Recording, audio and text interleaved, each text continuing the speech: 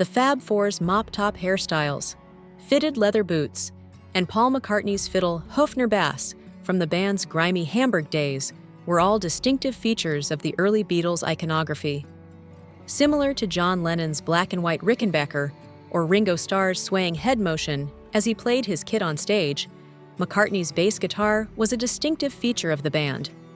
Nevertheless, the instantly identifiable Höfner did not make it through the artistic, musical, and creative transformations that McCartney experienced over his 10 years with the Beatles. Macca no longer played his violin-shaped bass. He had gone on to other axes of different brands and types. In the latter years of the 1960s, as the Beatles were shifting from a touring band to a studio band, Paul McCartney had already begun to explore other guitar techniques. At the 1965 Hollywood Bowl concert, John Rickenbacker gave Macca a Rickenbacker 4001S, which he exchanged for his violin Höfner bass. Throughout McCartney's tenure with Wings, the Rickenbacker would emerge as his preferred bass. In the late 1980s, though, McCartney had second thoughts about his faithful Höfner once he started collaborating with Elvis Costello.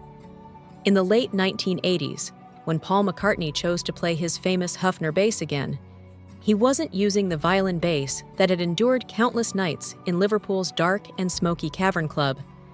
In 1963, McCartney made sure he would never be without a Höfner by purchasing a replica. Plus, it's for the best, since that's exactly what transpired in 1972, nearly 10 years later. In October of the same year, McCartney's original Höfner was stolen from a vehicle that was moving equipment. For many years, the whereabouts of McCartney's lost bass remained a mystery.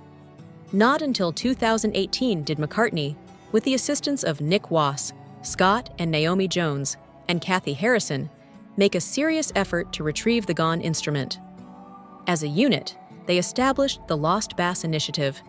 The project's investigation led them to the conclusion that a London landlord had purchased the Höfner from the original thief.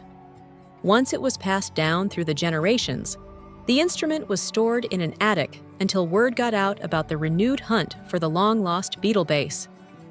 The instrument was quickly restored to its proper owner after Kathy Guest contacted the Lost Bass Initiative.